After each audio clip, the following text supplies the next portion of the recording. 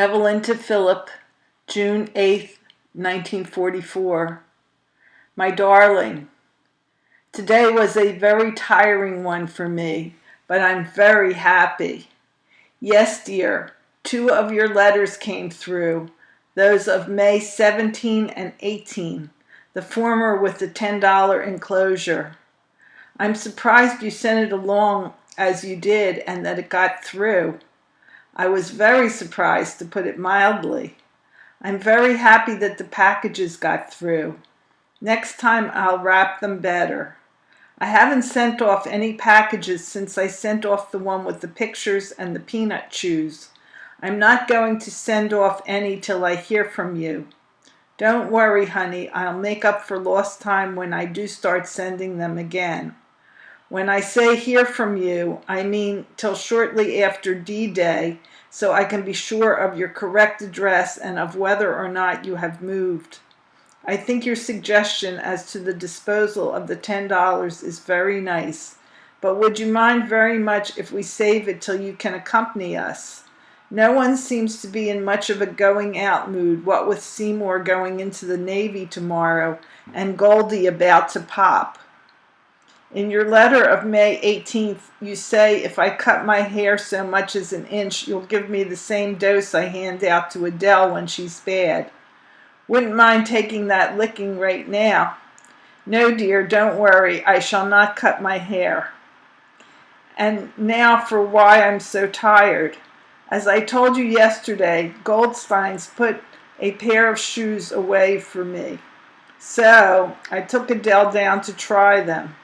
Ruth went along and brought Adele back while I went on my way to work. I took my lunch along and ate at the office. Page 2. I was terribly disappointed because the white shoes he had put aside were of a different make and were too narrow across the instep. I had to settle for brown shoes, honey, and no one, including me, likes them.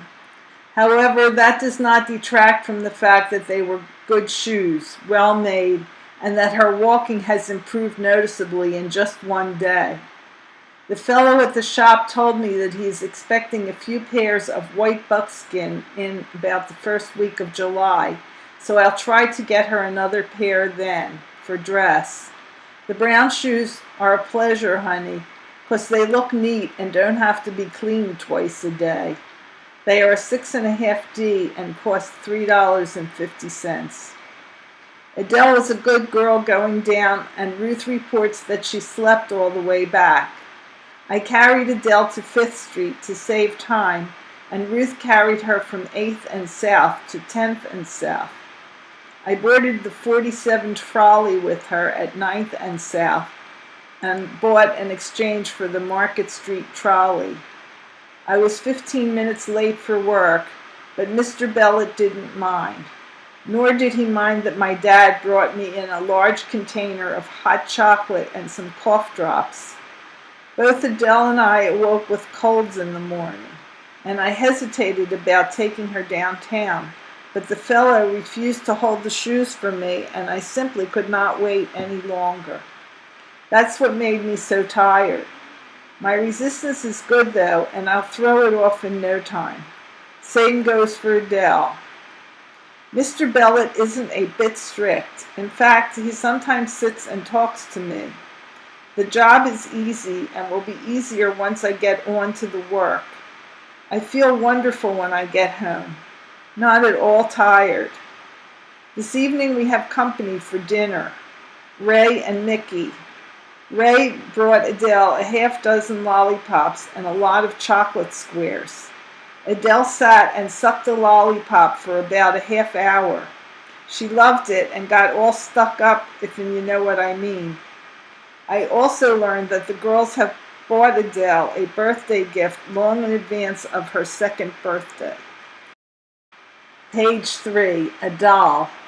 They didn't bring it along but decided to tell me about it. They really intended to hold it till it was closer to her birthday. Gosh, honey, I can't get it through my head that Adele is just about 18.5 months old. I don't think, sweet, that you're going to make her 2nd birthday. regardless of how early the war does end. June 9th, 1944. Your letter of May 19th came this morning, along with a nice V-mail from Milt. He writes to me often, as you may have noted. He's a fine boy, and it makes me feel badly when I don't have time to send off a letter to him. I shall try to get one off this weekend. No comment on your letter, sweet. I was so sleepy last night that I literally fell asleep on the typewriter and decided to let it ride till today. We have company for dinner again this evening. Paul and Mr. Chase, who is in to attend the unveiling on Sunday. I was fast asleep by 10:30 last night, and both Adele and I slept through till 7:30 this morning. I awoke at 6:30, force of habit, but stayed relaxed till 7:30, at which time I dressed us both and made breakfast. I wore my tweed suit 4 days this week. The weather has stayed remarkably cool. But tiring of this, I decided on my soldier suit today. I don't have sufficient clothing to dress properly and will buy a few things when I have the opportunity. Miss Hahn nearly fell through the floor when she called and found I was working steady. Page 4. She told me she was getting a new girl just to write orders, and I didn't think she would need me. However, she is worse off than ever before, because the new girl can't come in as her mother had an emergency operation.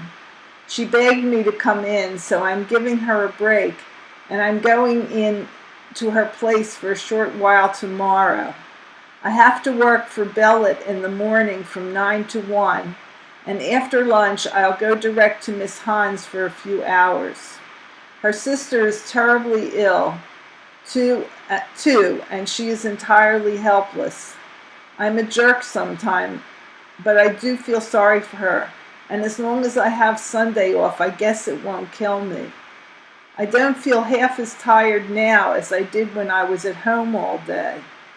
Gosh, honey, today is exactly a week I'm working for Bellet.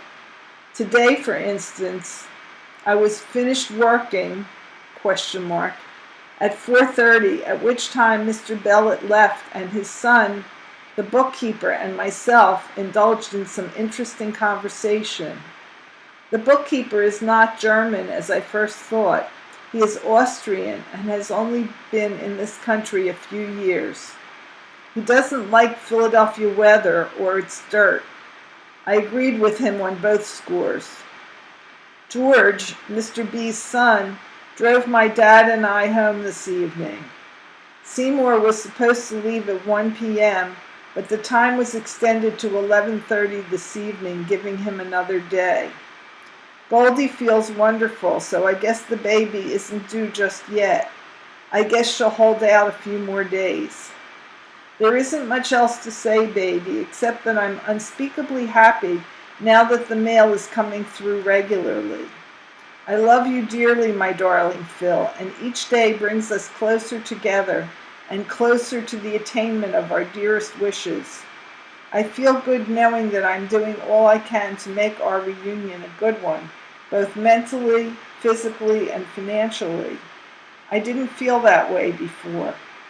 Let us hope it will be short, but let us make the most of it as we are now doing. My cold has practically disappeared, and I'm once again the same old, your Ev. I like my new pen, don't you? Philip to Evelyn, 8 June 1944. Dearest darling, no letter from you today, and though the place is fairly humming with activity, I don't know of anything that I would be permitted to tell you without risking the censor's displeasure. Last night on CQ was a tough one. If there's anything more aggravating than being awakened by the ringing of the phone bell, I'd like to know what it is. And don't tell me the crying of the baby. There's some consolation in that at least. Anyway, 4 times during the night I had to get up, throw some clothes on, and go to rout someone or other out of bed. I have felt much better this morning if I'd stayed awake all night. Don't get the idea I'm complaining, Chippy. I couldn't. Not with thoughts of the boys on Normandy's beaches almost constantly in my mind.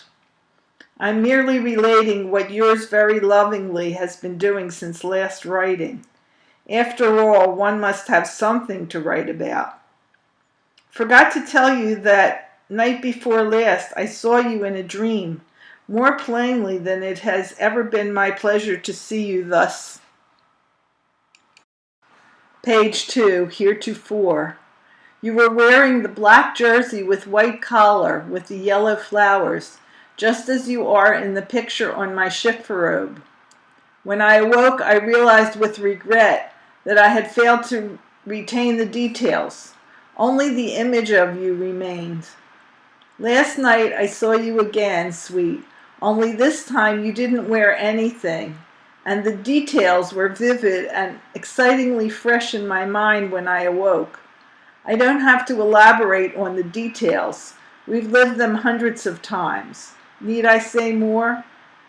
This afternoon I broke away from the orderly room long enough to ride down to the finance office to dispatch the money to you.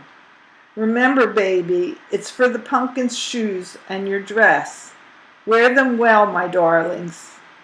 Sorry this has to be such a shorty, sweetheart, but I really have nothing else to say for the moment. My dearest love to you and Adele. My love to all. Ever your Phil.